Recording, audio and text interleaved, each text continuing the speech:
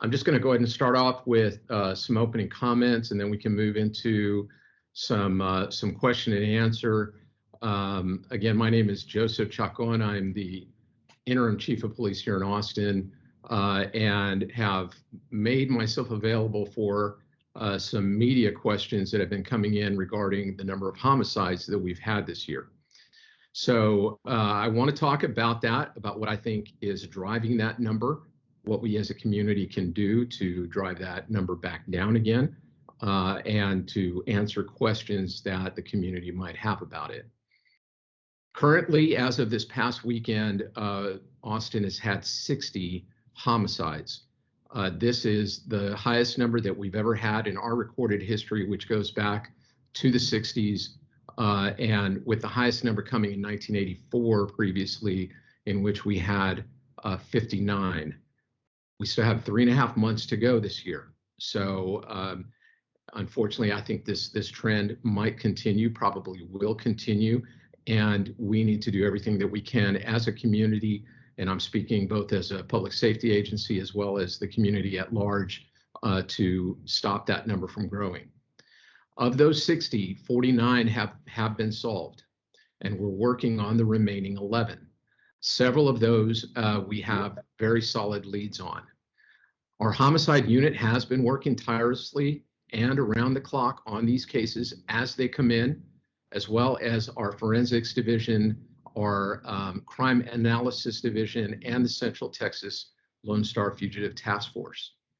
Based on the number of homicides that we've seen this year, we increased the number of detectives that we have in that unit by 2 additional detectives, for a total of 14 detectives as of last month. You know, what I really think are driving these increases, some of them I've been very vocal on, but I'll just kind of reiterate them right now.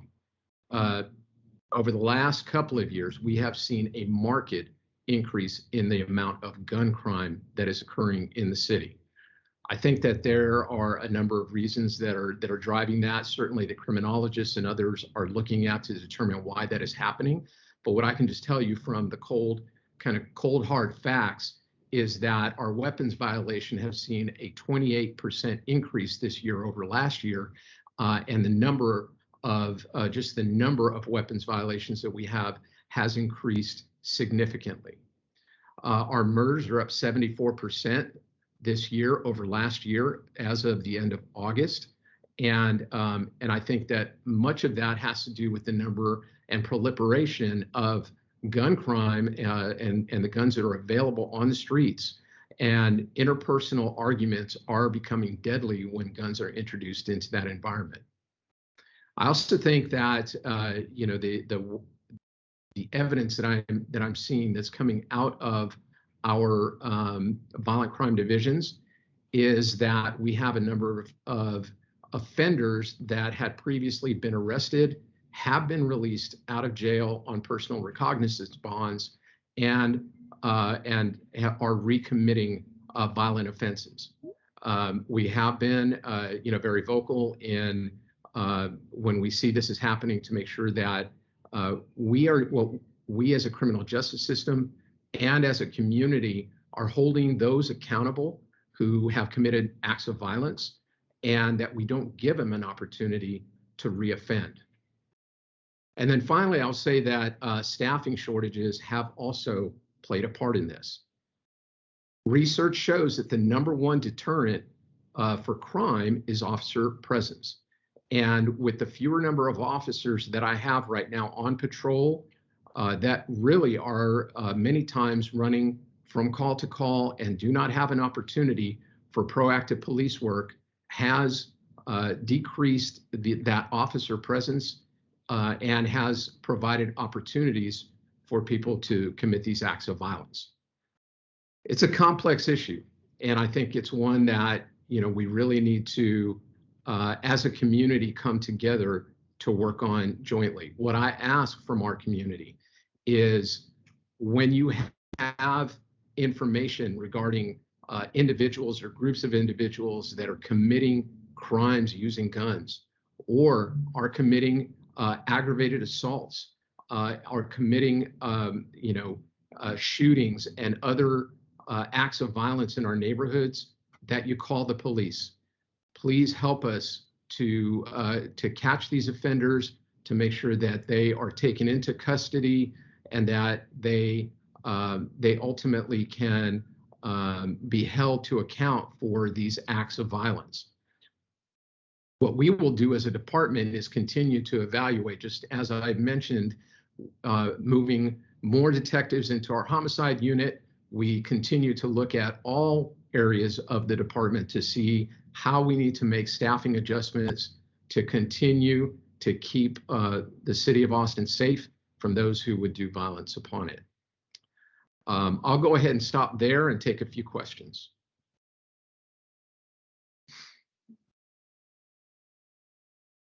Okay, it looks like the first question is from Austin Sanders. Chief, in your view, what role do APD patrol units play in preventing homicides? As I mentioned just a moment ago, the availability of officers to show officer presence, to conduct proactive policing is very important in the deterrence of crime, of all crime, including violent crime.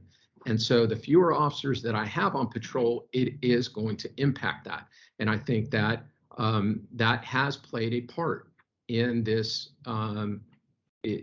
overall increase that we're seeing in the number of murders and aggravated assaults. I can say that other types of crimes in the city have actually been on the decline. Our robberies are actually down 6%.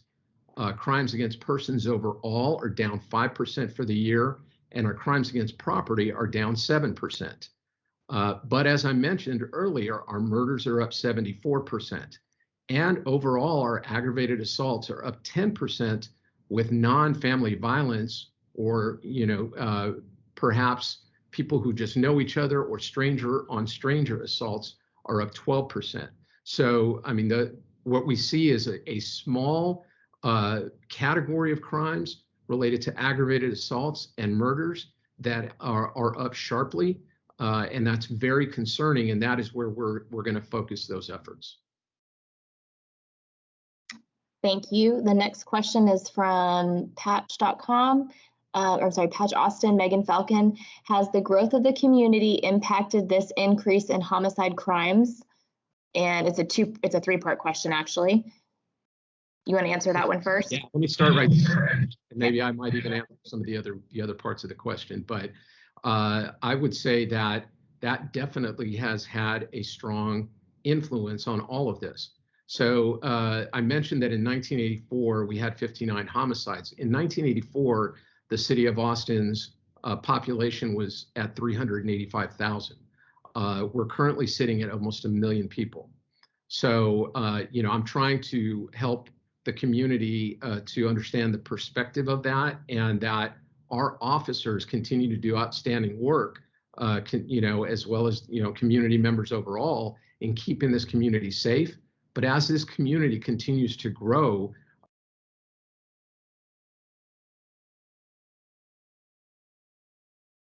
Chief, it looks like you muted.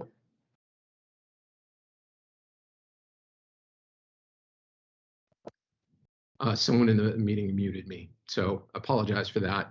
I'm not sure when y'all lost me, but I think that our officers have continued to do a great job even with the decreased numbers that we've seen on the department, but we have to continue to grow the department as the size of our city continues to grow. Thank you. And the next part of their question was, what else will help APD address these issues, and how can the city address this? Well, I think that, part of it is what I've been talking about with regard to the staffing. I do think that, we have got to be intelligent about how we place our staff, and, for everything from those folks that are on patrol to those that are in investigations, making sure that we are properly staffed to handle the new caseload. And as for the community, I think that the awareness and the communication, not only with the police department, but within your own neighborhoods, and with one another, when you see something, that you definitely say something. That will help with it as well. All right, next question is from Brad Johnson with the Texan. Do you know how many of the homicide incidents in 2021 stemmed from those released on PR bond? I don't have the exact numbers. I don't even know that we're tracking that. But what I have heard pretty consistently, not just with homicides or with murders, but also with other types of offenses, violent offenses such as aggravated assaults and with robberies, is that we have seen a number of people that are out on PR bond that are committing these types of crimes. I think that's something that we as a community and as a criminal justice system overall really have to look at and determine whether we're making the most appropriate choices in some of these individuals, and how can we reform that if necessary to keep our community safe. Thank you. Next question is from Lindsay Ragus. Criminologists have attributed the instability of the pandemic to the increase in gun crime. What does the APD feel is the biggest driver for homicides and gun crime in Austin and around the country? And it's a two-part. I'll ask the next part. You know, I think that criminologists and criminal justice experts are trying to figure that out right now and determine why we have seen this uptick. But I can tell you that we are really looking at much higher numbers of guns that are involved in crimes overall, and that is very concerning to me as a police chief and for the police department. We have got to find a way to start getting guns that are illegally owned off the street. That's why I started the violence intervention program almost 5 months ago now, which has continued to see success in seizing illegally owned firearms and making sure that we're holding those that are using them to commit violent crimes accountable, as well as cooperating and working with our Office of Violence Prevention to look more systemically at, you know, what can we do in our community to overall drive down our violent crime.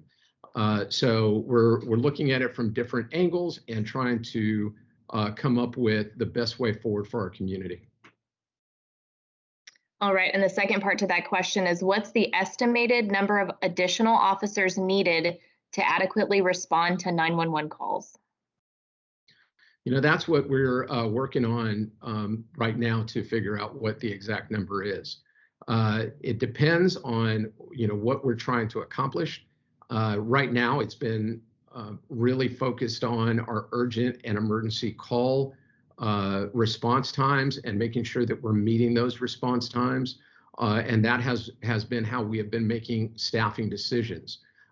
You know, that is just related to patrol. We have, you know, the number of detectives that are assigned and other things as well. It's a very complex and big issue that we're looking at right now, and we are working on it.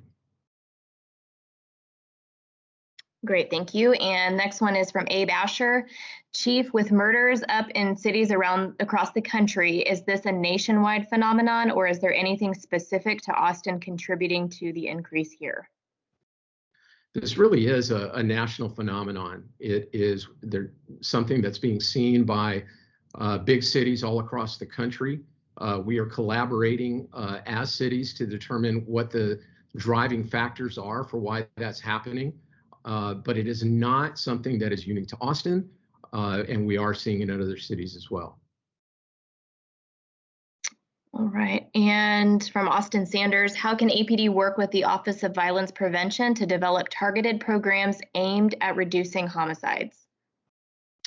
You know, that is one of the things right now that we are in discussion with the Office of Violence Prevention about. Many of the homicides, you know, are not something that we necessarily have insight into ahead of time compared with some other types of violent crimes, such as domestic violence, some of our sex crimes, and things between known individuals. Many times our homicides are between individuals that do not know each other. So, you know, where we have opportunities to look at really going upstream and trying to find the roots of some of this violent crime. We're going to work with the Office of Violence Prevention to see how the police department can support those efforts and how they can support ours. Thank you. And it looks like we have 2 more questions, and then we can switch to Spanish. So the next one is from Audrey McGlinchey with KUT. She said, Chief, I'm trying to understand your comments about police staffing and murder numbers. It seems difficult to imagine that someone would not go through with a violent assault such as murder because an officer happens to be driving by. That just seems too coincidental to have a casual effect. Can you explain your comment? Well, I guess I would disagree with that assessment. I think that officer presence can be a deterrence for many types of different kinds of crime, and having more officers that are more visible is going to assist that. And whereas some of those might become violent later on, we're able to deter those initial crimes to begin with. Many of these homicides really are beginning as interpersonal disagreements, and being able to intercept those earlier and maybe intercede in them earlier can help to, I think is going to be able to help drive those numbers down. Thank you. And last one is, what is the realistic goal for the department on 911 response times? Is it still floating around 9 minutes? That's from the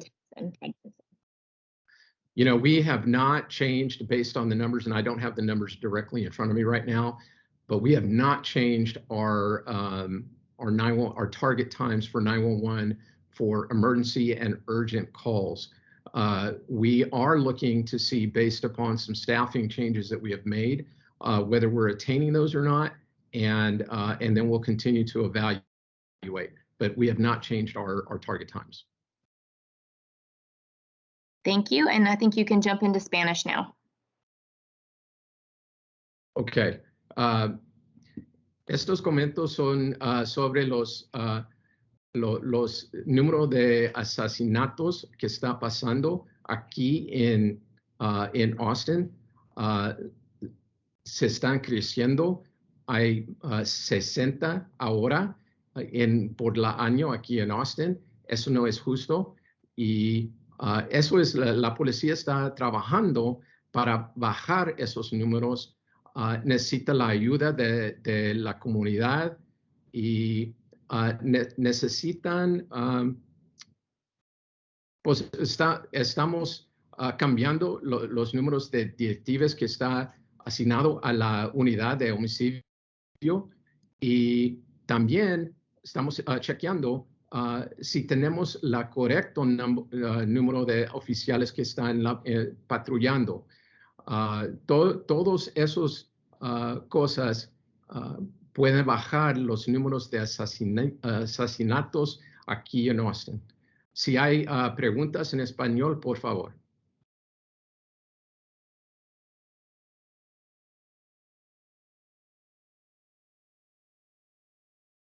I don't see any questions in the chat, so I think we're good. Okay. Well, thank you everyone for jumping on and for making the time to look at this really serious issue. While this is like I mentioned, a national phenomenon, and while our numbers compared with other big cities continue to remain low, we need to take very seriously the fact that the number has grown to the number that it has, and do everything that we can to stop this trend. Thank you all very much. Thank you, Chief.